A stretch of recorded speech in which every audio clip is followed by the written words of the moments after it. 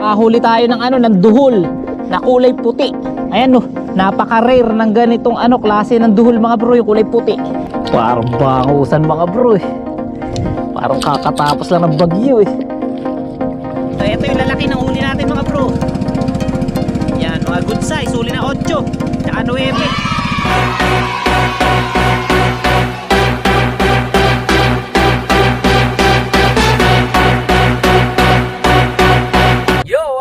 Good morning sa inyo lahat mga bro, mapagpalang araw sa atin. Ngayong umaga ay mangingisda ulit tayo at ang nilatag naman natin na lambat ngayon ay 2 banata na number 9 na lambat at 2 banata na number 8 na lambat. Sana ay may mahuli tayo ngayong umaga sa ating pangingisda, kaya samahan nyo kami mga bro sa video na to. Let's go! Yan mga bro, medyo maliwanag na. Yan, kasama natin si Kagawad. Kagawad, good morning! Good morning mga bro. Mga bro, kumusta kayo lahat? So ngayon ay nagtatanggal na tayo ng bangus na huli ng ating lambat.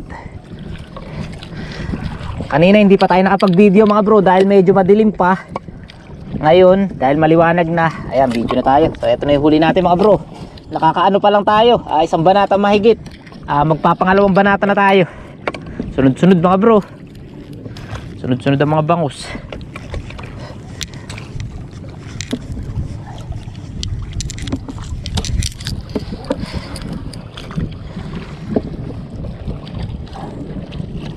Ayun lang, may mga tilapia mga bro.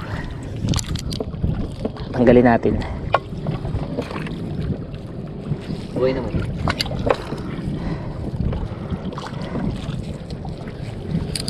Balik lang natin sa lawa yung mga tilapia.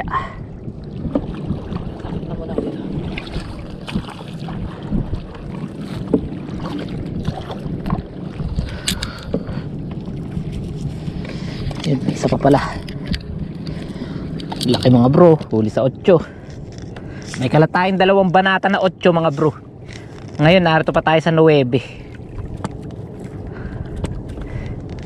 Kaya mamaya sa 8 tayo.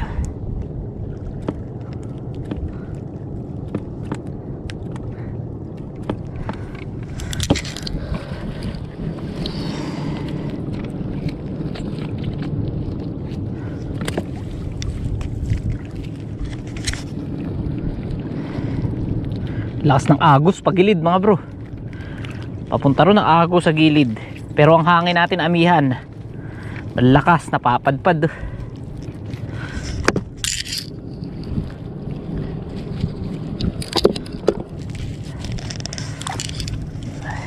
Ito mga bro, buhay pa oh. Sariwa-sariwa.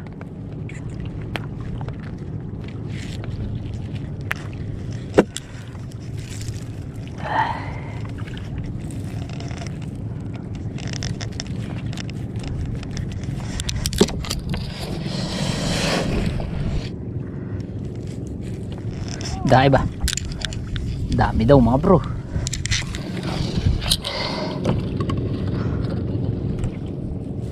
Rikit-rikit.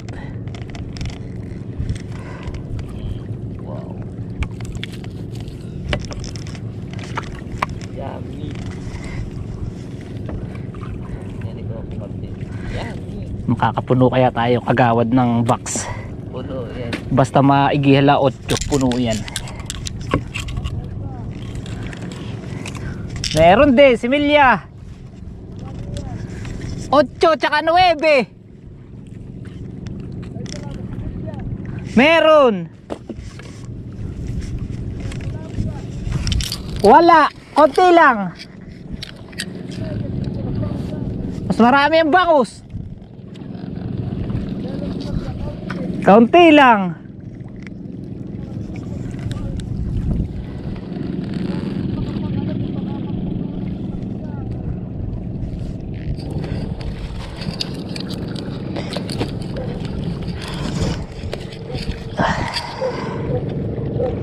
Dikit-dikit ang bangus mga bro.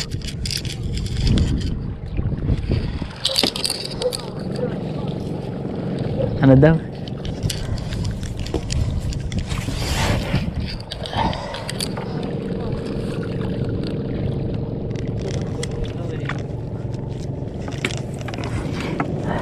Ah, ako natanggal.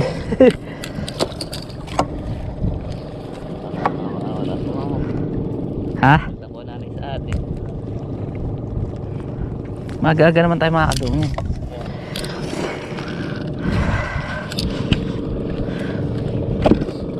Bro, maaga tayo makakadungo ngayon. Maaga makakapaglako si nanay. Madilim-dilim pa nung sinimula natin ito eh.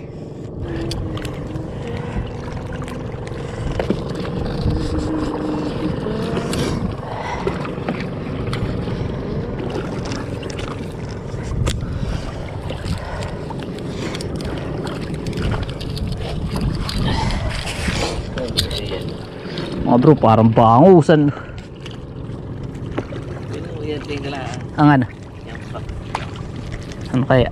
Kalatira yun eh. Kalaw pa natin. Sana mapuno natin. Yeah.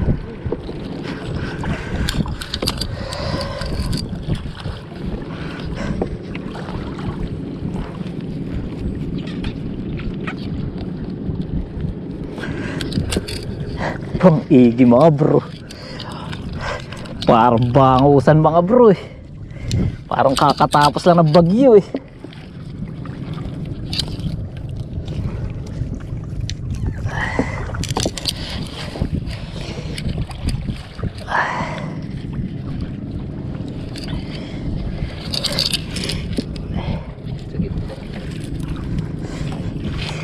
Yun nga lang mga bro, mabilis maano ngayon, mabunggan ang bangus dahil mainit ang tubig. Bilis niya masira. Kaya kailangan tuwing maka-4 na oras at tatanggalan ng huli. Ay nakalimutan natin tanggalan ng huli kagabi mga bro. Malamig ang para. Malamig ang panahon, masarap matulog, magmuta. Kaya ayun, meron tayong mga huli na pambabad.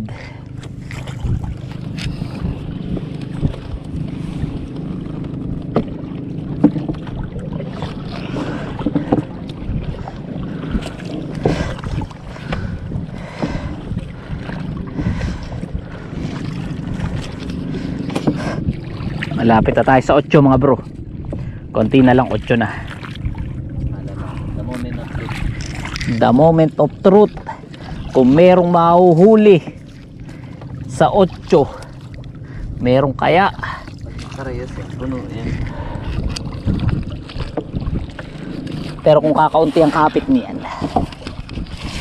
9 talaga sapak. Pero ito 8 na ito eh. Pantigma na to sa 8 eh. Ito, mahirap palusutin.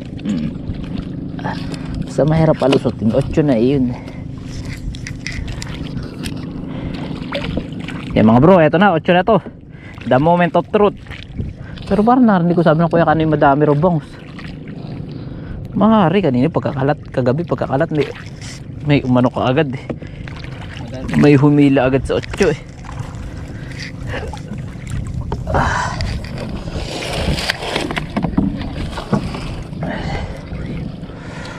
Eto 8 na to mga bro.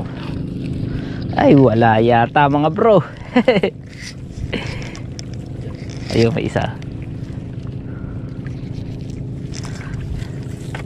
Yan nakaisa. Yan. Ayan na 8 mga bro. Medyo mahilab-hilab oh. Medyo mahilab-hilab.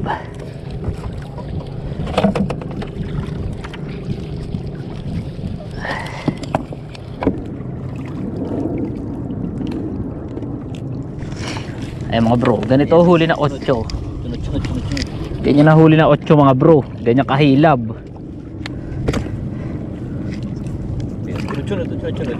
Sunod-sunod daw mga bro. Sunod-sunod daw sabi ni Tol. Gaano katotoo yun? Isa lang eh.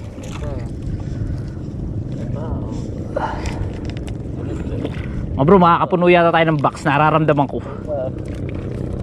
Saan? Para makakapuno yata tayo ng box ah. Mas maganda talaga huli na 8 mga bro. Mahilab.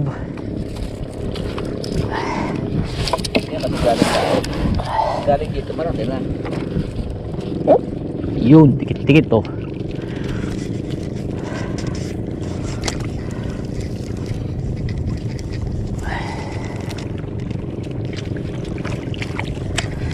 Dapat siguro mga bro, kumala tayo ng umaga eh. Susubukan nga natin mga bro, baka bang igi ng umaga.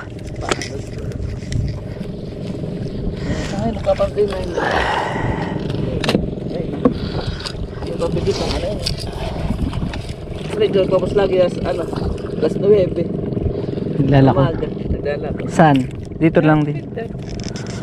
Ayun ba yan? Gapin din mga ano yun. Yan ko kasi. Ay ko.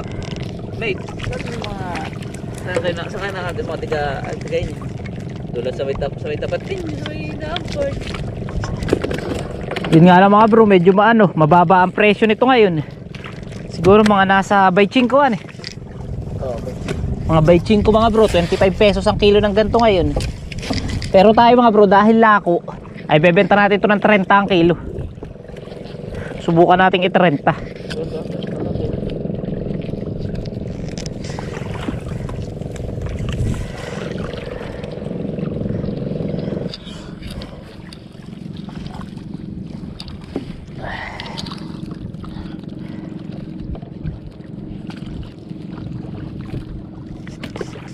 A few moments later. Mga bro, nakahuli tayo ng ng duhol na kulay puti. Ayan no, napaka-rare ng ganitong klase ng duhol mga bro, yung kulay puti. Bihirang-bihirang makahuli. Ayan, kulay puti, albino. Kaso patay na mga bro. Buhay pa. Albino na duhol. Mga bro, nabibili to eh sa mga nag-aalaga ng mga exotic eh. Alam ko, kaso parang mamamatay na rin siya mga bro. Mahina na. Tapos may mga ispat-ispat siya na itim mga bro. Talagang albino. Napaka-rare ng ganitong klase ng duhol mga bro. Pakawalan natin. Mabubuhay pa yan. Wala tayo aquarium eh. Alaga sana natin. May nagtatanong sa akin ng ganito mga bro nakaraan eh. Pag doon nakahuli ng kulay puti eh. Masama ang tama mga bro eh.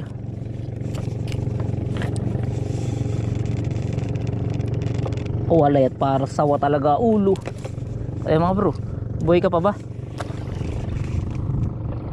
Patayin na. Kulay puti. Makmalang ganyan. Sabi yung mga nag-aalaga ng kulay puting ganyan.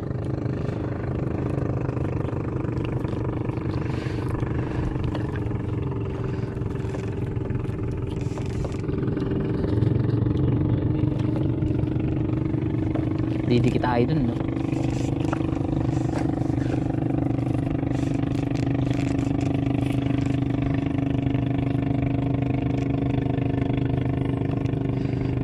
Nakatakas na sa ibang panty.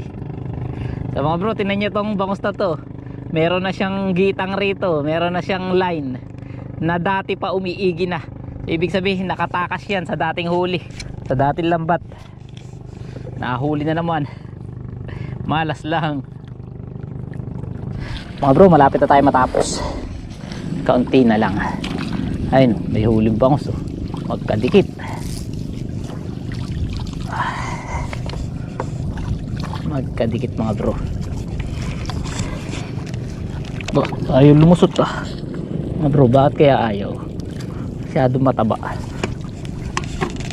Naku po, narelyeno na po.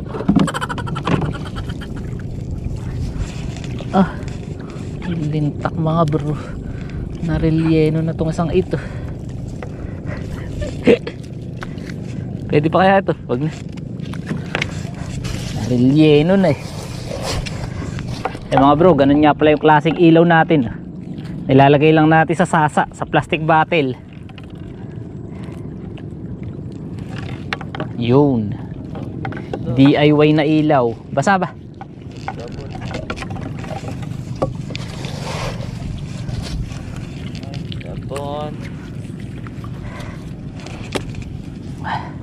Yun, tapos na mga bro. Hindi natin napuno ang box pero ano, bingit sa pagkapuno. Nabingitan mga bro. Habol, wala na. Nakahabol.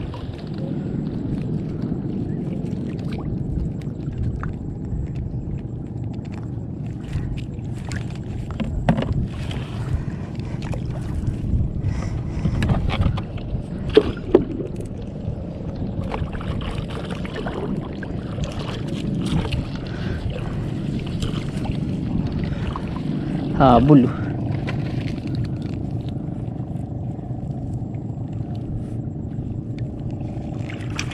Sige, biray mo na.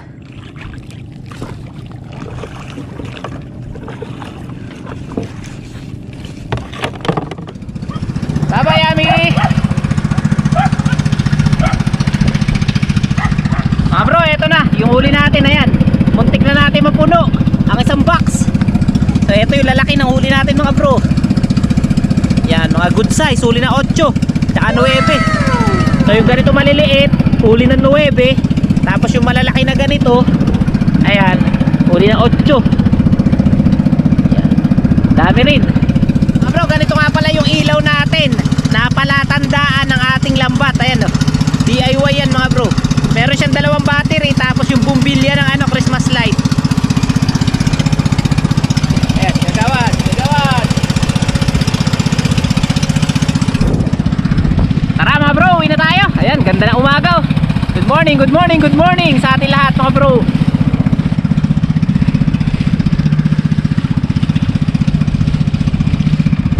A few moments later. Mga bro, sasali na ni Kagawad.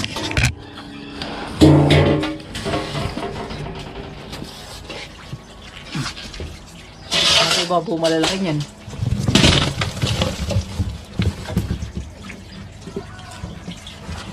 Mga ano to mga bro, mga 8 kilo siguro.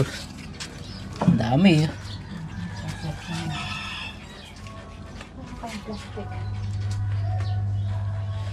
Yan mga bro, isa na naman vlog ang ating natapos ngayong umaga. At sa video nga na to mga bro ay nangalat tayo ng pante na pambangus na number 8 at saka number 9 na lambat. At kita nyo naman mga bro ay ang dami nating huli. So halos umabot ang huli natin ng 9 na kilo mga bro. Talagang madami din siya at kumita tayo mga bro. Ayan, nakapalako tayo.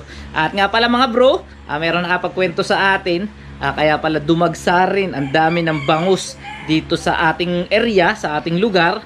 Meron palang isang malaking fish pan na nasira malapit dito sa ating lugar, no. Doon sa kalautan naman mga bro, sa malaot na malaot pa, no.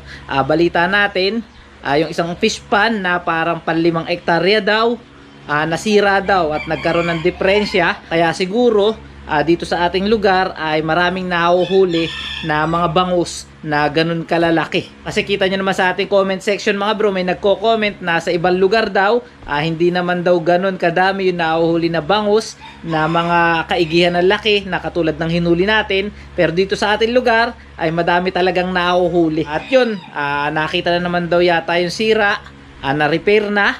Kaya siguro sa mga susunod na araw medyo hihina na yung hulihin natin ng maliliit na bangus. At sa video rin na ito, kita nyo naman mga bro, nakahuli rin tayo ng isa sa mga rare na klase ng ahas lawa dito sa lawa ng Laguna Lake. Yun nga mga bro ay ang puting duhol. So bihira akong makakita ng ganong klase ng duhol. Pero dati marami na akong nakita mga bro na ganon. Pero ngayon ay dumalang. At yun, nakahuli tayo. Yun nga lang mga bro, patay na siya nung nahuli natin, no? Mamamatay na siya. Sinubukan natin siyang pakawalan pa, pero parang hindi na siya gumagalaw, parang patay na. Alala ko tuloy dati, meron akong kaibigan na nag-exotic din at nag-aquarium. At sabi sa akin na pag nakahuli daw ako ng ganong klase ng duhol o ahas lawa, ay bibilhin daw niya sa akin dahil bihira nga yung ganong klase ng ahas lawa na kulay puti, albino. Pag nakahuli na lang ulit tayo sa mga susunod sa Skylab o sa Pante, ayun, ilalagay muna natin sa aquarium para pag may mga kaibigan tayo na naghanap at gustong mag-keep, mag-alaga ng ganong klase ng duhol, ay ibibigay natin. Ayan mga bro. Ayan, bago tayo matapos mga bro, ay tayo ay mag-shoutout. So punta ulit tayo sa ating sa ating YouTube studio. Ayan, pasensya na kayo mga bro. At medyo madalang yung ating upload sa mga panahon na ito. Medyo busy lang tayo. At yun, saka si tatay din kasi ay nagkasakit. So madalas nandun kami sa ospital. Kaya yun, madalang ang ating upload. Pero huwag kayong mag-alala, siguro mga 2 beses, 3 beses sa isang linggo ay pipilitin natin makapag-upload mga bro para sa mga sumusubaybay dito sa ating channel na. So yan, tayo ay mag-shoutout mga bro. Ayan, narito na tayo sa ating comment section. At batiin natin at i-shoutout ang mga nagko-comment dito. Ayan, shoutout sa ating kaibigan, kay John Roque Bubis. Ayan, shoutout dyan sa Marikina. Shoutout din kay Herbert Samonte. Ayan, shoutout sa iyo bro. Nandyan siya sa Qatar. Ayan.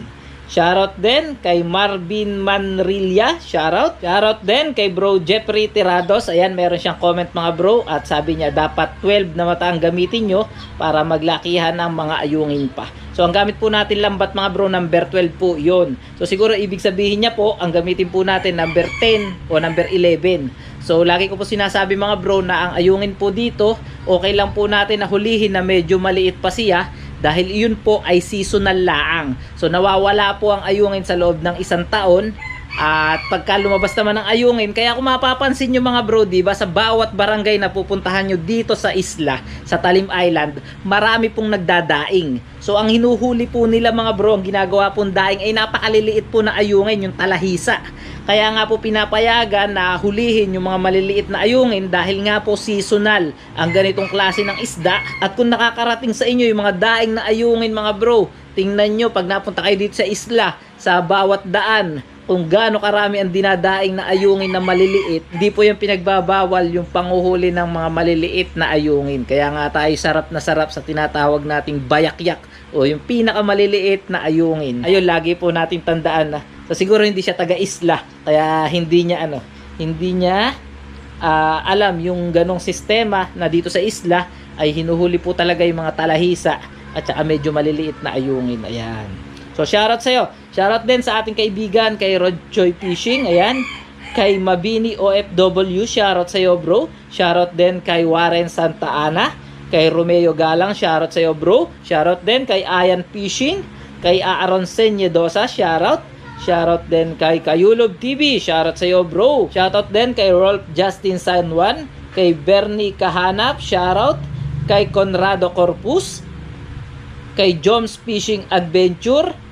At kay Hubert Punto. So shoutout sa inyong lahat mga bro at maraming salamat sa patuloy na pagsuporta at pagsubaybay sa ating channel Talim PH. Kaya kung bago ka pa lang dito sa ating munting channel mga bro, wag mo na kalimutan na mag-subscribe at i-hit ang notification bell para syempre nga lagi ka nang updated sa mga bago nating uploads. At yun, magkita-kita pa tayo next vlog. Happy fishing sa inyong lahat mga bro at mag-ingat na lahat. Bye-bye!